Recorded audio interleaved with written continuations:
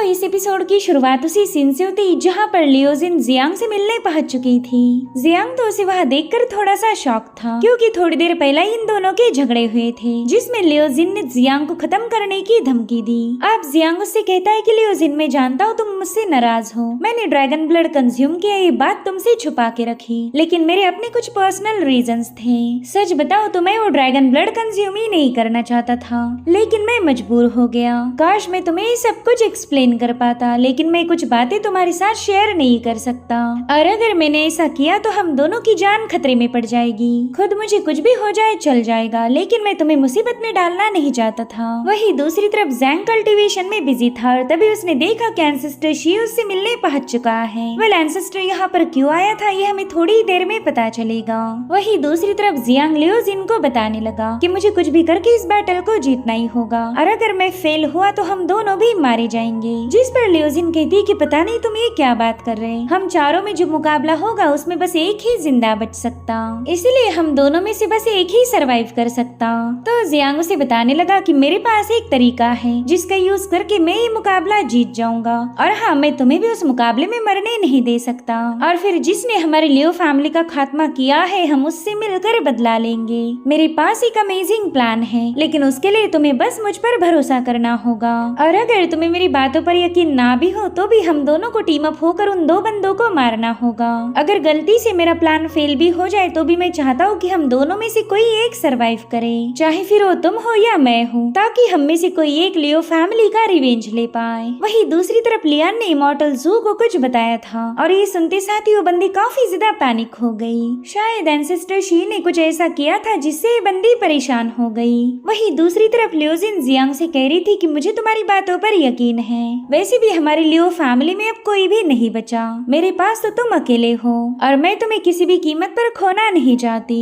हो सकता है कि उस बैटल में मैं सरवाइव ना कर पाऊँ, और इसी वजह से मुझे अपने दिल की बातें बोलनी पड़ेगी। मैं तुम्हें काफी ज्यादा पसंद करती हूँ। और इतना कहते साथ ही लियोजिंग ने जियांग को गले लगा लिया। इनफैक्ट जियांग ने भी उसके सामने अपनी फीलिंग जाहिर करी। ये दोनों भी एक दूसरे से प्यार करते थे, मगर आज तक इन्होंने कभी इसका जिक्र नहीं किया, और अब हम देख पाते हैं कि इन दोनों ने एक साथ रात बिताई। दरअसल ये दोनों एक कपल बन चुके थे। अगली सुबह लियोजिन जियांग से कहने लगी कि कल ही हमारी बैटल होने वाली है, सबसे पहला तो हमें उन दोनों से निपटना होगा, और जब आखिर में हम दोनों जिंदा रहेंगे तब तुम मुझ पर स्ट्राइक कर देना।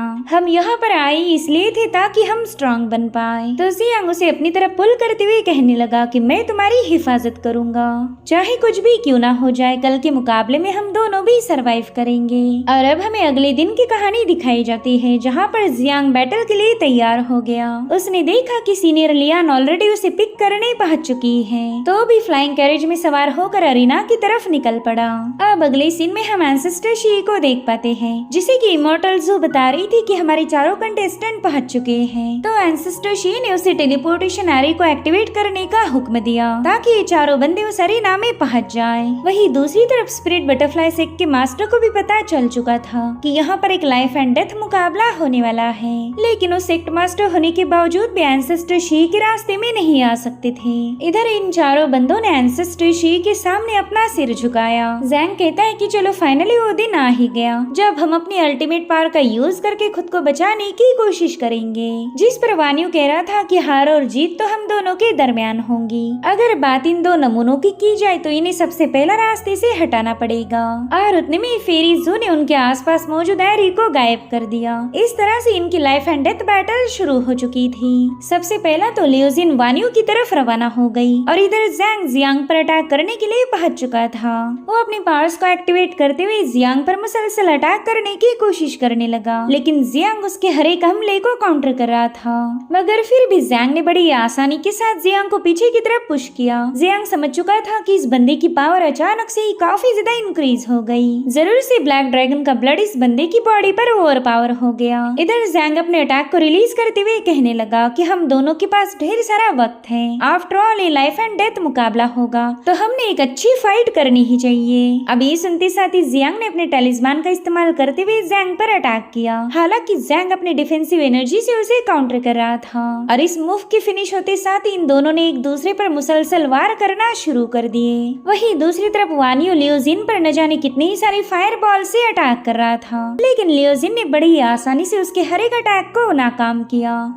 अरब अटैक करने की बारी थी लियोजिन की, लेकिन वानी उसे बड़ी आसानी से अपने हाथ से ही रोक लेता है। वही दूसरी तरफ जियांग ने भी देखा कि वो जैंग को कुछ खास नुकसान नहीं पहुंचा पा रहा, तो जियांग ने अपनी डिवाइन एबिलिटी को एक्टिवेट करते हुए जैंग पर पंचेस हिट किए। वही दूसरी तरफ लियोजिन ने भी वानियू पर अपना स्लैश रिलीज किया था। इस मुकाबले को देखकर तो एंसेस्टर शी काफी ज्यादा खुश हो गया। वो कह रहा था कि लियोजिन और जियांग के पास स्पेशल एबिलिटीज हैं। जब इनकी एबिलिटी ब्लैक ड्रैगन ब्लड के साथ पूरी तरह से कंबाइन हो जाएंगी, तब हम इनकी पावर का अंदाजा भी नहीं लगा सकते।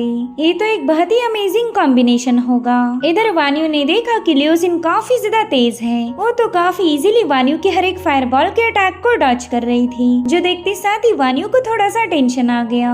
तो वानियू अपनी फायरबॉल को एक्टिवेट करते हुए लियोजिन से कहने लगा कि शायद इन 3 महीनों में तुमने काफी कड़ी मेहनत की है। मुझे तो लगा ही नहीं था कि तुम्हें रास्ते से हटाना मेरे लिए इतना ज्यादा मुश्किल हो जाएगा।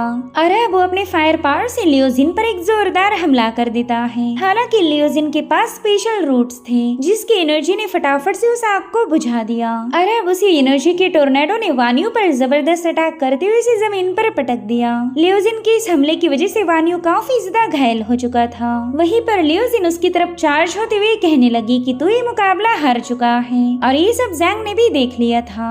इसलिए वो जियांग को पीछे की तरफ पुश करते हुए सीधे वानियू को बचाने पहुंच गया। उसने आते साथ ही लियोजिन को एक लात मार के पीछे की तरफ ढकेल दिया था, लेकिन जियांग वहां आकर लियोजिन को थाम लेता है और फिर एक बार फिर से ब्रूटल अंदाज में इनकी डेथ बैटल शुरू हो गई।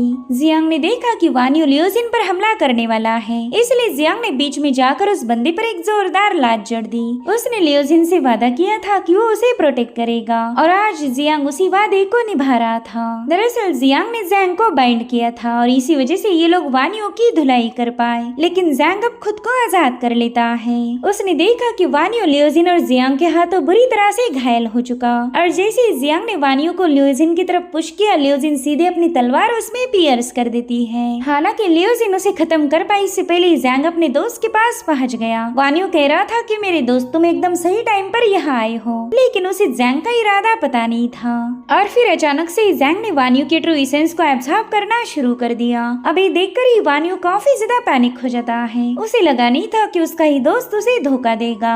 और अब हमें पहले रात की कहानी दिखाई गई, जहाँ पर एंसेस्टर शी ने जैंग को एक कोर दी थी। इसी कोर की वजह से जैंग का ड्रैगन ब्लड और भी ज्यादा पावरफुल हो गया था। साथ ही उसने देखा कि वो अब थंडर को भी समन कर सकता है, इसलिए वो तुरंत एंसेस्टर शी का शुक्रिया अदा करने लगा। और अब कहानी दोबारा से प्रेजेंट टाइम में आ जाती है, जहाँ पर इमॉर्टल जू को पता चल गया था कि एंसेस्टर शी ने ही जैंग की मदद की है। वहीं पर लियोजिन और जियांग भी जैंग की बढ़ती हुई पावर्स को देखकर काफी ज्यादा परेशान हो गए। उन्हें पता था कि अब उन्हें एक साथ मिलकर ही जैंग का मुकाबला करना होगा, इसलिए वो दोनों भी फटाफट से अपने पावर्स को एक्टिवेट करते हुए जैंग की तरफ निकल पड़े। मगर उतने में जैंग की बॉडी से बहुत ही पावरफुल एनर्जी रिलीज हो गई, जिसने इन दोनों को बड़ी ही आसानी से पीछे की तरफ ढकेल दिया था। साथ ही जैंग इन दोनों को एक एरी के नीचे सप्रेस करने लगा, और अब वो अपनी थंडर पावर को रिलीज कर देता है। मगर तब तक जियांग ने उस एरी को ब्रेक कर दिया था, और अब लियोजिन और जियांग ने एक साथ मिलकर जैंग पर हमला किया। इन दोनों ने उस पर 1 बाय 1 अटैक किया था, जिसके चलते जैंग इसे डॉज नहीं कर पाता, और इसी के चलते वो काफी ज्यादा घायल हो गया। सो अब यहाँ पर जैंग ने भी अपनी थंडर पावर को एक्टिवेट किया था। लियोजिन उस पर मुसलसल स्लैशेस रिलीज कर रही थी, लेकिन जैंग की थंडर पावर उसे काउंटर कर लेती है, जो देखते साथ ही जियांग और लियोजिन ने दोबारा से उस बंदे पर मुसलसल अटैक करना शुरू कर दिए। वेल जैंग इन अचानक से हुए हमले की वजह से काफी ज्यादा इरिटेट हो गया था। वो कह रहा था कि तुम दोनों भी बेवकूफ हो, जो अभी तक मेरी पावर को समझ नहीं पाए, और अब उसने अपनी थंडर पावर की मदद से लियोजिन को रोकते हुए उसे जमीन पर पटक दिया। तब तक जियांग उस पर हमला करने के लिए उसके पास पहुंच चुका था, मगर यहाँ पर जैंग ने जियांग का हाथ थाम लिया, और वो अपनी थंडर अटैक से जियांग को बुरी तरह से घायल कर देता है। और अब उसका अगला निशाना था लियोजिन, तो तुरंत ही उसकी तरफ रवाना हो गया। तब तक लियोजिन सीधे जाकर जैंग पर हमला करने की कोशिश करता है, लेकिन जैंग ने तो उसे चकमा दे दिया। वो जियांग से कह रहा था कि इस लड़की को बचाने के चक्कर में तुम खुद ही मारे जाओगे। और वो एक बार फिर से अपने लाइटनिंग पावर का इस्तेमाल करते हुए जियांग को तड़पाने लगा। ये लाइटनिंग पावर इतनी ज्यादा भयानक थी कि जियांग को इससे काफी ज्यादा तकलीफ होने लगी। और तभी जैंग उससे कहता है कि मेरे दोस्त चलो अब तुम्हें अलविदा कहने का वक्त आ चुका है। और अब जैंग उस पर अपना फाइनल अटैक रिलीज करने ही वाला था, मगर तभी वो ये देखकर हैरान हो गया कि जियांग ने तो उसकी थंडर पावर को रेजिस्ट कर लिया और अब उल्टा जियांग ही उसे दबोच लेता है। साथ ही उसने लियोजिन को भी इशारा कर दिया तो लियोजिन भी मौके का फायदा उठाते हुए जैंग को घायल कर देती है।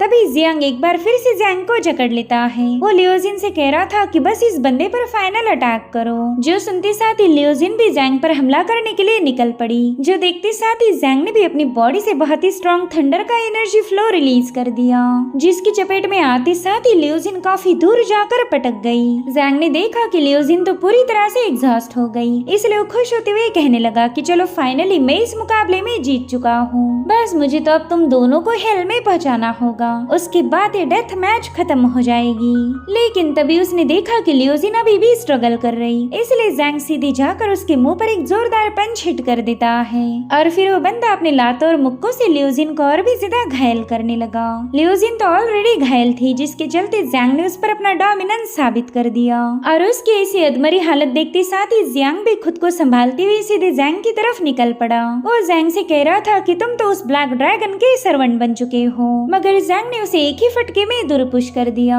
वो कह रहा था कि ब्लैक ड्रैगन से मुझे ढेर सारी पावर हासिल हुई और पावरफुल बनना भला किसे पसंद नहीं। जिसके बाद वो अपने थंडर का इस्तेमाल करते हुए लियोजिन को काफी ज्यादा टॉर्चर करने लगा। उसके इस ब्रूटल अटैक के बाद तो लियोजिन वहीं पर नॉकआउट हो गई और उसकी ऐसी हालत देखते साथ ही जियांग की तो मानो खून में ही आग लग जाती है। वो जैंग से कह रहा था कि तुम लियोजिन को नुकसान नहीं पहुँचाओगे। साथ ही हम देख पाते हैं कि जियांग की बॉडी से काफी स्ट्रॉन्ग डिवाइन पावर रिलीज हो रही और अब वो अपनी तेज रफ्तार के साथ सीधे जैंग की तरफ रवाना हो गया। एंसेस्टर शी तो जियांग की इस एबिलिटी को देखकर ही हैरान थे। वो फिर जू से कहने लगा कि जियांग तो काफी ज्यादा इंटरेस्टिंग है, मुझे ऐसे ही बैटल को देखने की उम्मीद थी और इन बच्चों ने मुझे जरा भी डिसअपॉइंट नहीं किया। वहीं दूसरी तरफ जैंग जियांग पर मुसलसल हमले कर रहा था, लेकिन जियांग ने अपने डिफेंसिव एनर्जी का इस्तेमाल करते हुए खुद के सामने एक शील्ड फॉर्म कर ली, जिसके चलते जियांग ने जैसे तैसे जैंग के अटैक को काउंटर किया। वो समझ गया कि ब्लैक ड्रैगन का ब्लड जैंग की बॉडी के साथ रेजोनेट कर रहा और इसी वजह से जैंग की पावर और भी ज्यादा बढ़ चुकी थी। लेकिन मैं जैंग के जैसा उस ब्लैक ड्रैगन का गुलाम नहीं बनने वाला, मुझे कुछ भी करके उस ब्लैक ड्रैगन को कन्विंस करना होगा कि वो मुझे सर्व करे। जिसके चलते जियांग ने फटाफट से अपने ब्लैक ड्रैगन को रिलीज करते हुए जैंग पर हमला कर दिया। जैंग तो उस ड्रैगन के एक ही फटके में काफी दूर पुश हो जाता है। साथ ही वो हैरान था कि जियांग ने भी ब्लैक ड्रैगन की पावर को टेम किया है। बस बात इतनी सी थी कि जियांग ने अभी तक ब्लैक ड्रैगन की पावर का इस्तेमाल नहीं किया था, क्योंकि उसके हिसाब से ये एक ईवल टेक्निक है। लेकिन आज मजबूर होकर उसे इस पावर का इस्तेमाल करना ही पड़ा। सो यहाँ पर जियांग ने जैंग पर अपना डोमिनेंस साबित करते हुए उसे अपने डिवाइन हैंड में जकड़ लिया था। अब ये देखते साथ ही जैंग काफी ज्यादा कंफ्यूज हो जाता है। वो कह रहा था कि मैं इस मुकाबले को हार नहीं सकता, एंसेस्टर शी की ब्लेसिंग मेरे साथ है, तो भला मैं इतनी जल्दी गिव अप कैसे कर सकता हूँ। और इतना कहते साथ ही जैंग ने खुद को आजाद करते हुए अपनी ब्लैक ड्रैगन की पावर को एक्टिवेट कर लिया। वो जियांग से कहता है कि मैंने आज तक न जाने कितने ही सारे बंदों को रास्ते से हटा दिया था, तो भला मैं तेरे जैसे मामूली बंदे के सामने हार कैसे मान सकता। और अब वो अपने ब्लैक ड्रैगन को सीधे जियांग पर अटैक करने के लिए रिलीज कर देता है। हालांकि जियांग ने तो उसे सरप्राइज कर दिया। उस ड्रैगन के हाथों घायल होने की बजाय उसी की पावर को एब्जॉर्ब कर रहा था, जिसके चलते जियांग की पावर अब काफी ज्यादा बढ़ चुकी थी। और अब वो एक ही सेकंड के अंदर जैंग के पास पहुंच जाता है। उसकी इस मूव को देखकर एंसेस्टर शी काफी ज्यादा इम्प्रेस हो गया। और अब अगले सीन में हम देख पाते हैं कि जियांग का हाथ जैंग के आर पार घुस चुका था। वो बंदा तो बस सरप्राइज होकर जियांग को घूरे जा रहा था और फिर उसकी बॉडी पूरी तरह से वैनिश होकर जैंग का किस्सा भी खत्म हो गया। सो इस तरह से लियोजिन और जियांग ने एक साथ मिलकर जैंग और वानियों का काम तमाम किया था। लेकिन अब जियांग की बॉडी में ढेर सारी ड्रैगन पावर समा चुकी थी, जिसकी जिसके चलते वो बुरी तरह से तड़पने लगा। उसकी इसी हालत देखकर लियोजिन काफी ज्यादा पैनिक हो जाती है। वो बार बार जियांग से पूछ रही थी कि आखिर तुम्हें हो क्या रहा है। वहीं पर एंसेस्टर शी भी अपनी जगह से उठ चुका था। फिर इज़ू और वो बस लियोजिन और जियांग का तमाशा देखने लगे। यहाँ पर लियोजिन उसे अपनी ब्रीदिंग को स्टेबल रखने के लिए बता रही थी, लेकिन उस ड्रैगन की पावर ने जियांग को पूरी तरह से आउट ऑफ कंट्रोल कर दिया था। तभी एंसेस्टर शी कहता है, चलो अभी मुकाबला यहीं पर खत्म हो चुका है। अगर तुम दोनों का तमाशा ज्यादा देर तक चलता रहा तो मुझे बोर हो जाएगा। और अब एंसेस्टर ने अपनी एनर्जी का इस्तेमाल करते हुए लियोजिन पर अटैक किया, जिसके चलते लियोजिन वहीं पर बेहोश हो जाती है। इधर जियांग भी घुटनों पर आ गया। उसे समझ नहीं आ रहा था कि एंसेस्टर ने लियोजिन के साथ क्या किया है। वो उसे बार बार पुकार रहा था और उसके बाद जियांग भी बेहोश हो गया। साथ ही हम देख पाते हैं कि लियोजिन के हेयर पूरी तरह से व्हाइट हो गए। ऐसा लग रहा था मानो उसका लाइफ एसेंस पूरी तरह से ड्रेन आउट हो गया। फिर इज़ू को भी उसकी ऐसी हालत देखकर काफी ज्यादा बुरा लग रहा था, लेकिन वो चाहकर भी इन दोनों की कोई मदद नहीं कर सकती। साथ ही एंसेस्टर शी ने फेरीजू को हुक्म दिया कि लियोजिन को लेकर यहाँ से चली जाओ। तो फेरीजू भी उसे उठाकर तुरंत ही वहाँ से रवाना हो गई। और अब उन दोनों के वहाँ से जाने के बाद एंसेस्टर शी जियांग से कहने लगा कि यही इस मुकाबले का सबसे बेस्ट आउटकम है। मैं चाहता ही था कि तुम दोनों मिलकर उन दो नमूनों को खत्म करो। जिसके बाद उस जियांग की बॉडी को टच करते हुए कहने लगा कि अब सारी तैयारियां हो चुकी हैं। दरअसल एंसेस्टर शी जियांग की बॉडी पर कब्जा करना चाहता है ताकि वो अपनी जिंदगी को बढ़ा सके। इस नई बॉडी के मिलते साथ ही एंसेस्टर शी का बुढ़ापा भी खत्म हो जाएगा और फिर वो दोबारा से इस सेक्ट पर अपना डोमिनेंस साबित कर सकता था। लेकिन क्या वाकई जियांग इतने आसानी से इस बंदे के हाथ की कठपुतली बन पाएगा? खैर एंसेस्टर शी तो उसकी बॉडी पर कब्जा करने का सोचकर ही काफी ज्यादा खुश हो गया था। और इसी के साथ एपिसोड यहीं पर एंड हो जाता है। Thank you so much for watching. Bye bye, take care.